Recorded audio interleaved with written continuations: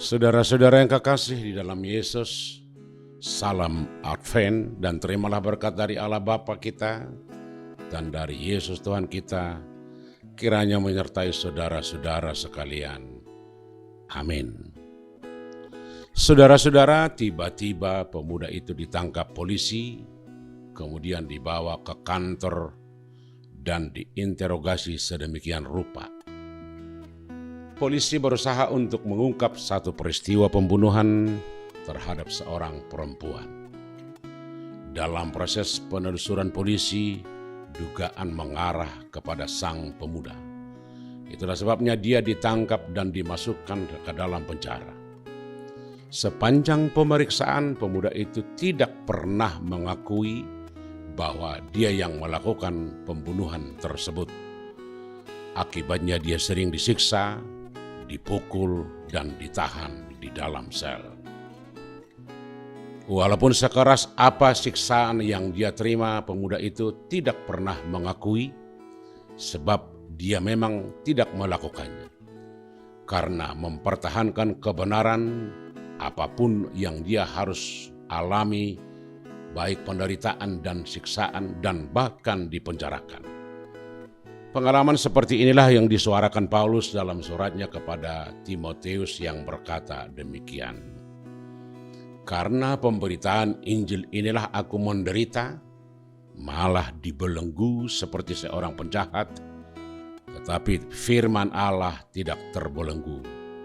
2 Timotius 2 ayat 9.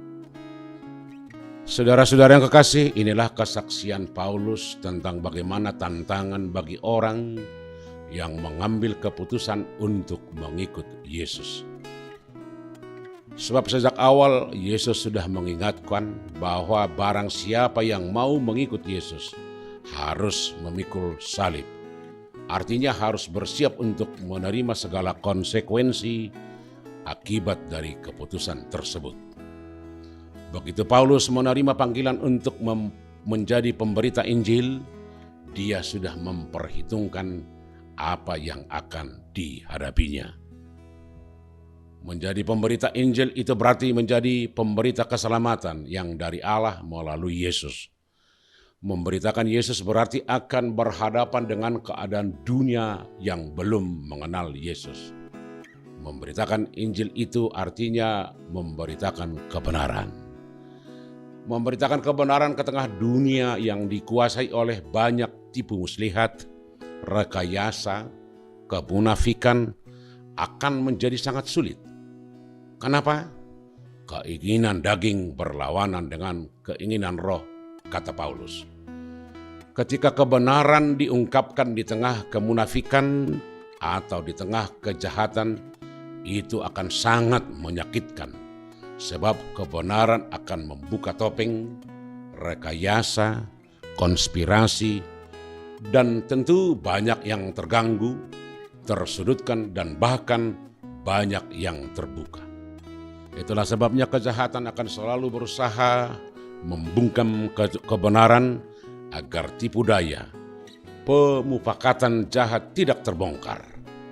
Bisa saja usaha untuk menutupi kebenaran itu dilakukan dengan membelenggu, menekan, menindas orang-orang benar agar segala kebusukan tidak terbuka.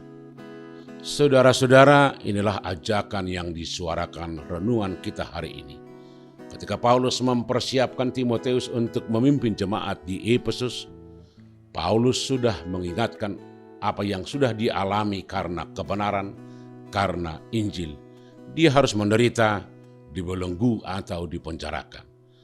Tetapi Paulus tidak pernah goyah dan bahkan semakin teguh dan kuat karena dia percaya bahwa kebenaran tidak bisa ditutupi atau dipadamkan. Sebagaimana pengalaman Paulus yang harus berhadapan dengan tantangan akibat pemberitaan Injil itu, demikian juga akan dihadapi Timotius di tengah jemaat yang baru bertumbuh, di tengah banyaknya ajaran dan aliran-aliran keagamaan pada saat itu. Dan bagaimana renungan ini kita refleksikan pada zaman ini tentu sangat relevan dengan kondisi yang sedang kita hadapi. Dunia yang kita hadapi sekarang sudah sangat berbeda dengan zaman di mana Paulus menuliskan firman ini. Tantangan kita sekarang sangat kompleks, karena tantangan itu bukan hanya dari sudut agama lain, tetapi bisa datang dari perkembangan ilmu pengetahuan. Di zaman yang mengandalkan logika dan kemampuan diri, mengutamakan akal dan pikiran yang membawa dampak sangat besar. Karena cara-cara seperti itu akan mengesampingkan kuasa Tuhan dan mendahulukan diri sendiri. Saudara-saudara, seperti pengalaman pemuda di awal renungan kita hari ini, betapa kita sering diperhadapkan dengan pilihan-pilihan yang sangat sulit. Di satu sisi, sebagaimana pengikut Kristus, kita harus menyuarakan kebenaran firman Tuhan. Sementara di sisi lain kita takut untuk bersaksi. Itulah dilema. Sebenarnya kita siap untuk menerima konsekuensi dari pilihan kita, sebab Allah tidak pernah membiarkan orang yang setia kepadanya, dan Dia pasti akan menolong. Walau kadang pertolongan Tuhan itu sering kita tidak sadari. Karena itu bersiaplah menjadi saksi-saksi Kristus. Amin.